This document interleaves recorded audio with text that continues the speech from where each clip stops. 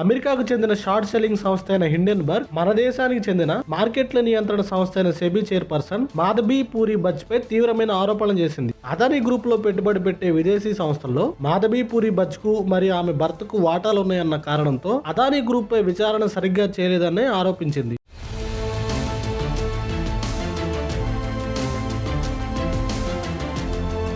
Securities and exchange board of India chairperson అయిన Madhabi Butch స్పందిస్తూ Hindenburg ఆరోపణలు ఖండించారు.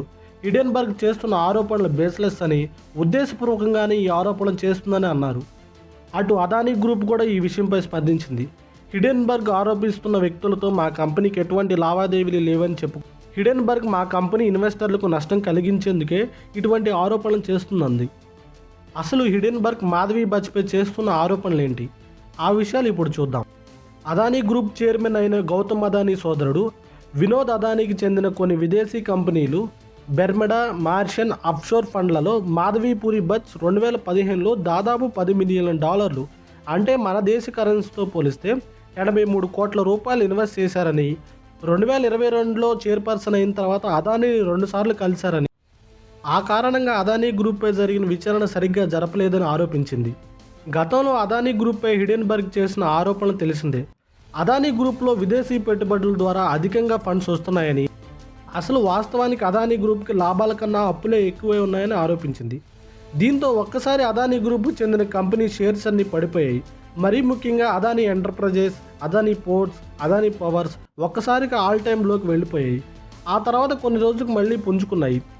స్టాక్ మ్యానిపులేషన్ విషయంపై అదానీ గ్రూప్పై విచారణ జరపాలంటూ సుప్రీంకోర్టు సెబీని ఆదేశించింది.